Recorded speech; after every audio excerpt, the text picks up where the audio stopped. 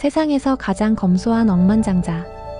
하루에 콜라 5캔을 마시고 여전히 1950년대 샀던 집에서 사는 남자. 그런데 그의 자산은 무려 1100억 달러, 우리 돈으로 150조 원 이상. 그의 이름은 바로 워런 버핏입니다. 어떻게 평범한 오마하 소년이 투자의 신이 되었을까요? 오늘 그 이야기를 들려드리겠습니다. 워런 버핏은 1930년 미국 네브래스카주 오마하에서 태어났습니다. 6살 때 껌을 팔고 11살 때는 이미 주식 투자에 도전했죠. 첫 투자 종목은 시티서비스라는 정유회사 주식. 하지만 첫 투자에서 손해를 보고 인내의 중요성을 깨닫습니다. 이때부터 버핏의 투자 인생이 시작된 거죠. 버핏의 투자 철학은 단순합니다. 좋은 회사를 싸게 사서 오래 보유하라. 그의 스승인 벤저민 그레이엄의 가치 투자를 철저히 따랐습니다. 첫째, 이해 가능한 비즈니스. 둘째, 장기 보유. 셋째, 경제적 혜자가 있는 기업. 넷째, 시장 공포 속에서도 담대하게 매수. 남들이 두려워할 때 탐욕스러워해라라는 그의 유명한 말도 이 철학에서 나왔죠. 코카콜라, 애플, 아메리칸 익스프레스.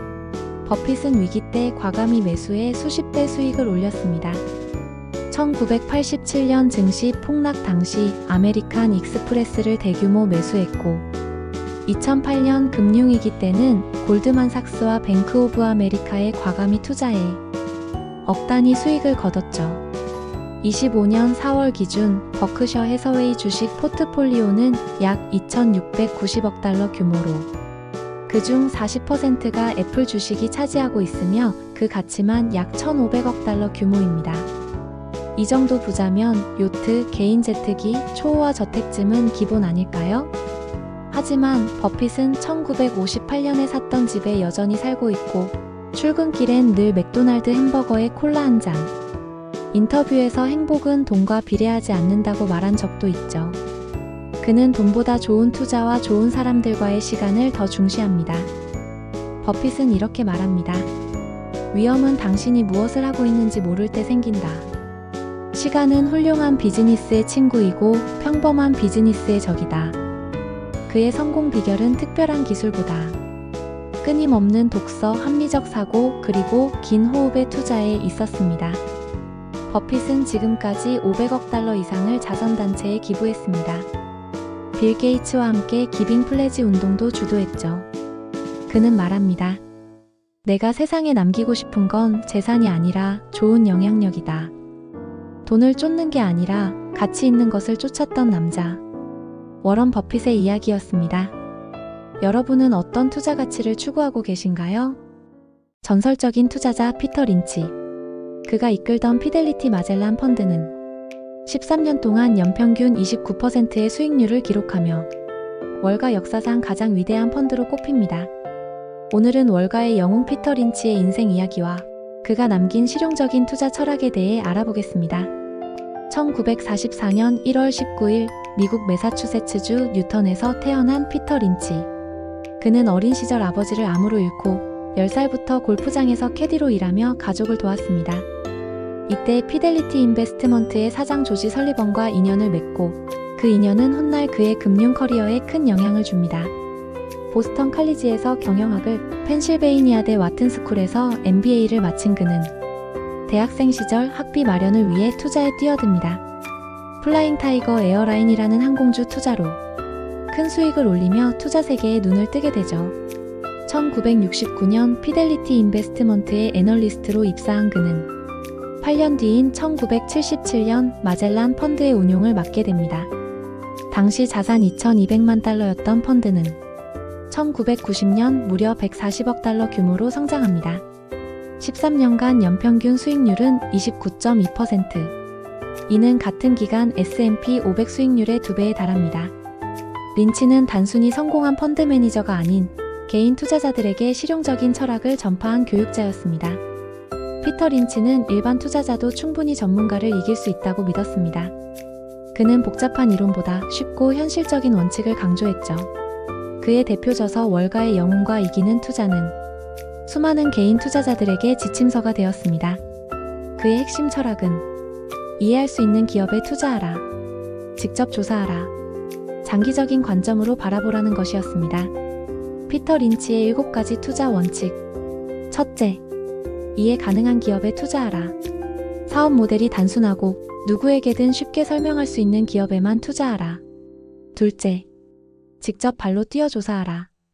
현장을 확인하고 제품을 써보고 경영진과 만나야 진짜 투자 아이디어가 나온다. 셋째, 시장 예측은 무의미하다. 시장이 좋을지 나쁠지 묻지 마라. 기업의 본질에 집중하라. 넷째, 저평가 기업을 찾아라. PER, PEGR, 재고율, 부채 비율 등 숫자를 통해 가치를 따져라.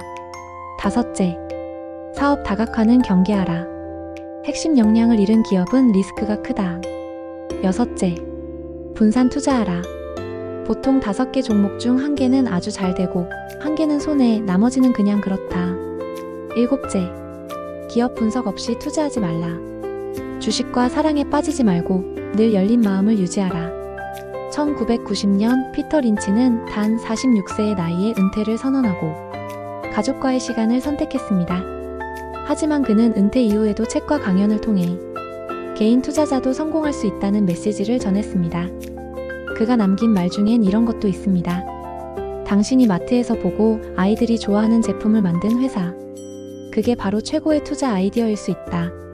주식을 더 어렵게만 생각하는 요즘, 린치의 철학은 오히려 더 빛을 발하고 있습니다. 기본에 충실한 투자, 그것이 피터 린치가 남긴 가장 강력한 유산입니다. 여러분도 린치처럼 자신만의 투자 원칙을 세우고 일상에서 기회를 찾아보세요. 유럽의 워런 버핏이라고 불리는 헝가리 출신 투자가이자 작가. 오늘은 투자의 철학자 앙드레 코스톨라니의 삶과 투자 원칙을 함께 살펴보겠습니다. 1906년 2월 9일 오스트리아 헝가리 제국의 부다페스트.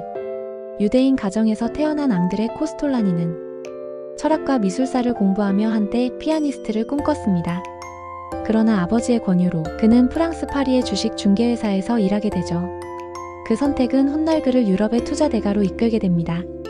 그는 유럽, 미국 등 10여 개 도시에서 거주하며 투자와 사유를 결합한 철학적 투자자로 성장했습니다. 그는 시장을 단순히 숫자의 세계로 보지 않았습니다. 오히려 시장은 심리의 극장이라고 말했죠. 대중이 탐욕에 휩싸이면 팔고 공포에 빠지면 사라. 그는 언제나 시장의 군중 심리에 반대되는 길을 걸었습니다. 단기 변동은 대부분 심리에 의해 움직이며 진정한 기회는 공포 속에서 찾아온다고 그는 강조했습니다.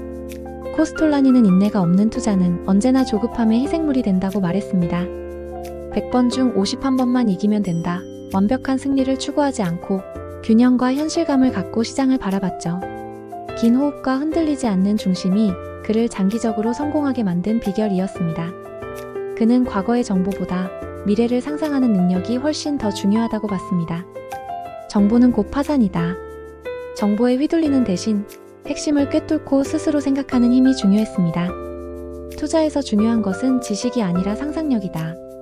그는 그렇게 말하며 투자를 예술처럼 삶처럼 대했습니다. 코스톨라니는 모든 달걀을 한 바구니에 담지 않았습니다. 분산 투자와 자산 배분을 통해 불확실성을 관리했고 위험을 줄이면서 기회를 살폈습니다. 시장의 본질은 결국 수요와 공급.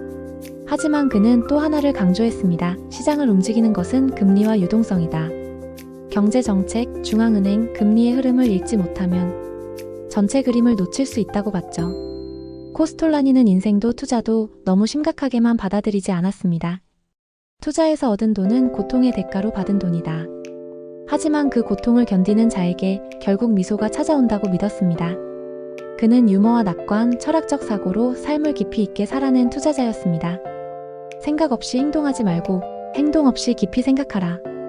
앙드레 코스톨라니는 수익률보다 중요한 것이 태도임을 보여준 인물이었습니다. 여러분도 오늘 그의 투자 철학에서 삶의 힌트를 얻어가시길 바랍니다.